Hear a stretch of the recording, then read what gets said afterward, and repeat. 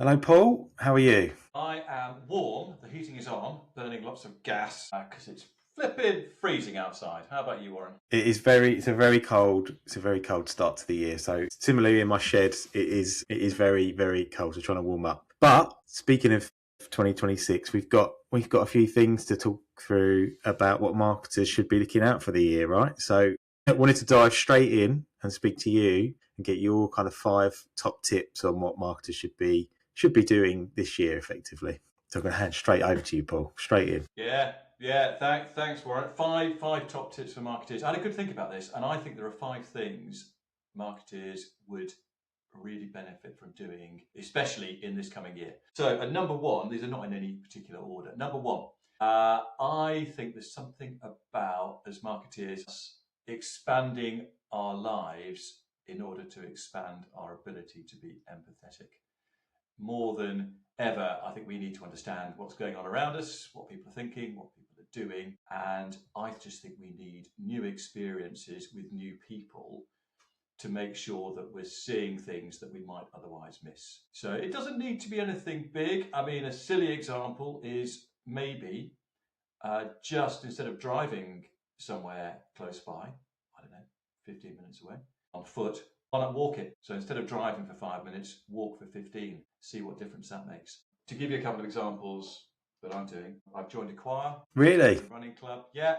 Yeah, part of the reason for doing that is because I love those things, but also because it's new experiences. You get to see something else. Interesting. And do you think then that draws in marketers' kind of breadth of what's going on in the world that they can then bring into the day job?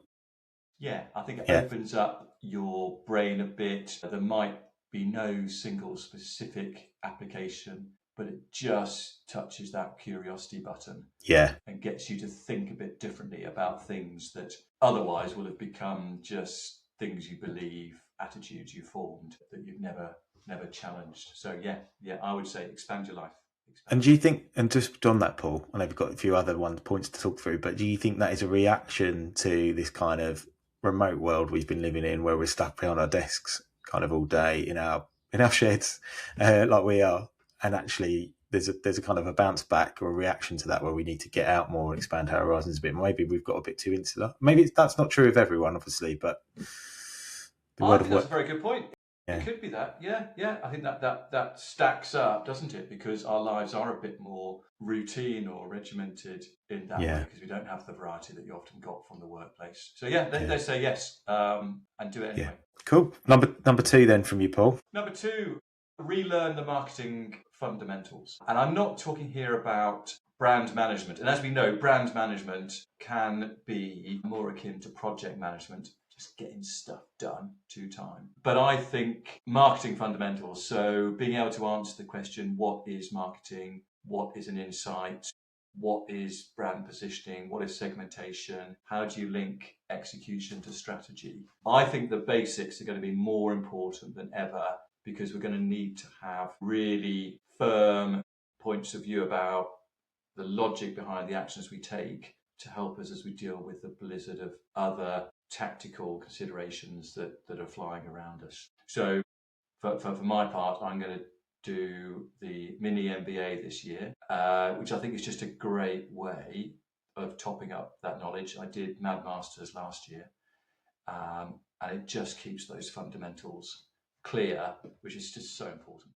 That's really interesting. Oh, I did my CIM years ago now, my professional marketing qualification, and it was single handedly the best thing I ever did, right? Because I knew the basics, but it gives you that reassurance and that reminder and the kind of foundations, right, to build from.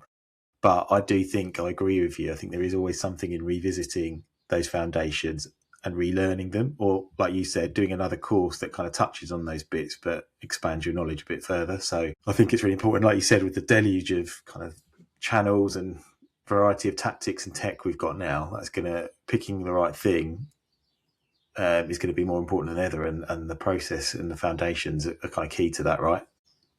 Yeah, yeah, that's a good one. Yeah, fundamentals. Great. Number three, I mean, you could put number three in any year, but I think it's about getting close to consumers again. But I would add in the point that I think you should get or we should get close to consumers who we don't typically spend time with. Because it's easy to say, well, I spend time with people and I know what they're up to. But it would naturally tend to be in environments where we would feel comfortable and stimulated and interested. And I think there's a lot of value in just every now and again, for example, going into a shop you wouldn't normally go into, or taking public transport when you might not usually do that, or going to a football match, just something where you normally your reaction would be, I wouldn't do that. Do it in the interests of just seeing a different group of people and seeing what they're talking about, hearing what they're talking about, and getting an understanding of what is exciting and interesting them. And it's linked to the first point about expanding your life. But the key here is this doesn't have to be your life. It's just getting a window into other people's lives. I think as well, I think that's heightened around Christmas time, what we've just been through, when you're around a lot of people maybe that you kind of see quite a lot anyway, or you've got similar views to. I know I've done the pub with my mates at Christmas and you're kind of sharing quite similar views. So actually, I think that is a good thing to go into the new year, is to kind of get out of your bubble a little bit more and think from a different perspective, definitely. Yeah, I think so. And especially because there are so many strong views out there, which we might not hold and therefore react to that. I think it's worth getting under the skin of that and just trying to understand opinions and perspectives that are very different to ours, because that will help us get greater clarity about at the end of the day who we're marketing to. And understanding what's beneath some of those opinions, maybe. Yeah, agree. So Two more. I'm going to sneak in a cheeky bonus, but the fourth one, I think every marketeer should be finding a way to get their head around wellness and what that means for them. Now, you might say, if I'm working in, I don't know, retail sector, but industrial chemicals, how does wellness affect me? But I think wellness is a macro trend. More people are interested in it. It's driving more decisions. It's driving more focus. And I think it's just saying, okay, how does what I do link to wellness? Is there a connection? And is the trend towards more and more time being spent on wellness, more focus on wellness, how's it going to impact on me and what I market? Or how can I contribute to or reflect that in the way that I do the marketing for my product or service? So yes, getting a strategic understanding of the impact of increased focus on wellness on your business, I think, is really important. Great. Number 5. This is all about designing for attention scarcity. We were talking earlier, weren't we, about what we were going to reflect on in terms of what was seen from marketeers over Christmas. And we haven't got much to bring to the table because we're all pretty busy doing lots of other things. And just finding those fewer, better moments where we can get a message across is going to be critical. So it's not going to be necessarily blockbuster activations or execution. It's going to be a large number of small, impactful executions that just hit the spot. I mean, that's why with this podcast, we do the shorts. On LinkedIn, we know what gets attraction on LinkedIn. It's those short articles. It's not the too long didn't read posts. And I've got some sympathy with the chief exec of Unilever, who's talked about wanting to invest more behind influencers because people are averse to seeing big branded activations and they want to see more what they consider to be relatable activations. So yeah, I would say let's recognise that attention is scarce and therefore we need to design for just the moment when we do get attention and make the most of those very, very short and sharp moments. Yeah, that's a good one. And you had did you have a bonus 6? I did. Yeah, the bonus one, I've been doing quite a bit of listening and watching and reading over the festive break. I think this is about preparing a point of view around artificial general intelligence and artificial super intelligence. And it's pretty clear that both of those things are coming. General intelligence could be 2 years away. Super intelligence could be 5 years away, depending on who you ask. But I believe that all marketeers need to have a view on what that's going to mean for consumers for marketing, and importantly, be ready to change that view, because it will evolve quite rapidly. Now, I don't have that view. I need to form it, and I know that when I do have that view, it's going to be wrong. It's going to need adjustment. But I think having a view is just an important starting point in being ready to meet that challenge. How would you differentiate those two things, general and super intelligence of AI? So general intelligence, really clear. I would say, is essentially where artificial intelligence is pretty good at doing lots of things. So it's not that it can do one thing very well and lots of things poorly. So AI is very good at doing languages. It's not very good at many other things. But general intelligence is when it becomes good at a whole range of things. Super intelligence is when it becomes better than us. Right. Okay. That's scary, isn't it? And it becomes better than us. But you're right. We need to start thinking about that now, right? And I think maybe we're looking at the world we're in at the moment, and actually we've got that good general AI, but actually we're not thinking about the kind of super AI stuff that's coming down the road. Yeah, which maybe 5 years ahead. So those are my thoughts, and I think all of them link to curiosity, really. Yeah, they do. Is a core trait of successful marketeers. Now, I fundamentally believe curiosity is one of the core components of great marketers. I'm with you on that, Paul. I really believe that. One example of how we apply that in our team is that we have these regular monthly check-ins where we'll invite someone in from it doesn't have to be marketing related, but we'll invite someone in from a different sector who's got something to talk about that we can just kind of absorb and listen to, and it might inspire some ideas, it might not do, but we try to encourage people to get out of kind of the area we're in, charity sector, but not just charity sector, kind of the kind of marketing sphere, as well as kind of anything else. So, and get people to bring their own things into that as well. So we fundamentally believe in that as well. And I think that's probably more important than ever. Like you say, as things move more quickly and things change quite quickly, I think it's going to be even more of a component of marketers actually going forward. Yeah, agreed. Yeah. So those are my 5+1. So those are 5+1 things marketers can do. I think you did a bit of digging around on some macro events, didn't you?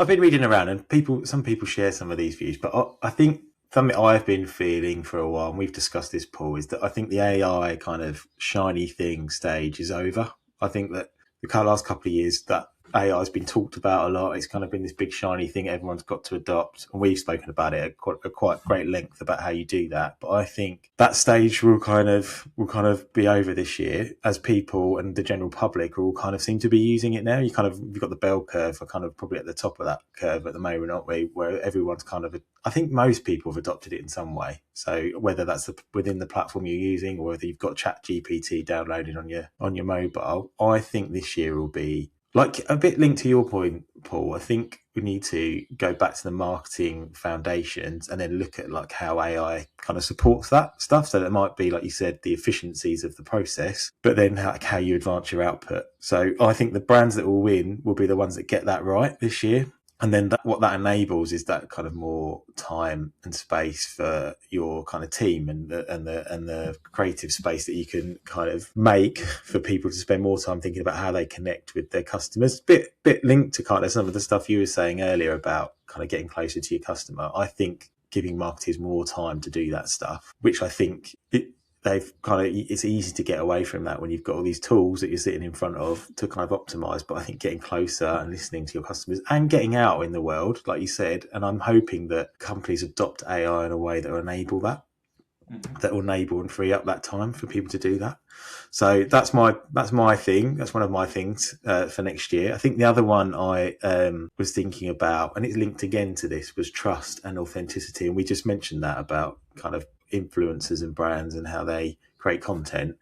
And I think people will lean into kind of more person-to-person type content. You're already seeing it, obviously, with the influencers and podcasts, kind of a bit meta talking about this as we do a podcast, but I think there will be more of that. And actually, it would be about people that do that really well, I suppose, and making and kind of trying to connect at those different touch points as well. But I think, again, linked to my previous point, I think the brands that are really going to win are the ones that spend that time on really trying to drive cut through through that output. And I think having the time to do that and not just relying on the kind of generic kind of churn of AI delivered content or what other content I think is going to be really key in 26. With all of these things, it's very easy to get lost in the noise, right? Like you said, I think underpinning all this, the foundations are really important.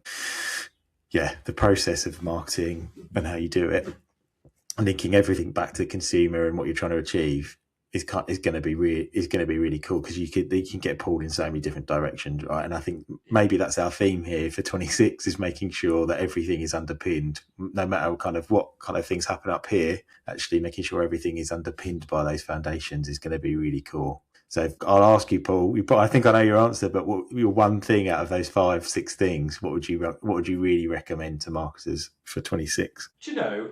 I would, maybe this is not what you'd expect. I would say do something different. Oh, really? Yeah. Yeah. Because I just think that triggers new thoughts, which have a sort of snowball effect, and just taking yourself out of the current routine you've got, or the current world you've got, and just putting just one or two little things in to shake it up a bit in a productive way, not in a disruptive way, I think could be really useful. And that then just gets one attuned to thinking about things a bit differently. And as we said, what's at the heart of my recommendations for marketeers for next year is to drive their curiosity. Yeah, no, that's a great one. And that again, How about you? I mean, curiosity is a really good one. Doing something different, I think, is a good one, because I think it is easy to really get stuck in your kind of day to day, isn't it? I think the foundations, actually, I think I'm going to probably borrow from you and steal your one, but I think the foundations are really important, because it is easy to lose that. It is easy to get pulled in different directions. And I think as marketeers, we've got a great job internally in our organisations to kind of really make sure you're kind of going back to those and kind of educating around you as well on those things. So I think that, and you could say that in any year, right? But I think particularly this year and the times we're in, it is as important as anything. So like you, I've been thinking about courses I can do for 26 and what that might be, and I think kind of double downing on that is going to be key. So I think the curiosity thing and the foundations are probably two of the big things, which is interesting, isn't it? Right? Because we're not talking about AI or anything like that. We're talking about kind of fundamentals of what it means to be a marketer. I think you're right, and we've got there accidentally, but I think that's right. We haven't mentioned AI in those core recommendations because it's an enabler, an answer. Yeah, brilliant. So how about the week ahead, Warren? What are you doing? What's going on? Well, back to work, back to the grind, which I'm looking forward to. There's all lots of exciting stuff, but I think picking up on some of your advice, I'm going to look at something different I can do next week and try and get out there and see if there's something I can kind of pick up that maybe is out of my comfort zone or in a different space, listening to other people. So that's what's ahead of me, looking at what's out there. What about yourself? Love that. I've got a couple of new projects getting briefed in this week. So that's going to be really interesting because that's going to be new challenges, new things to think about. And then I'm off to Switzerland again at the weekend. I'm there for 10 days training. So all being well, I'll be able to dial in next Great week. Stuff. Be diving live from Switzerland. Brilliant. Live from Switzerland, yes. Yeah. So I can report on the snow depth and how that's going. Yeah, brilliant stuff. Well, I look forward to that. I look forward to seeing you via in the snow, and I look forward to seeing you then, Paul. Fantastic. Great catching up. And as always, thanks very much. Cheers, Paul.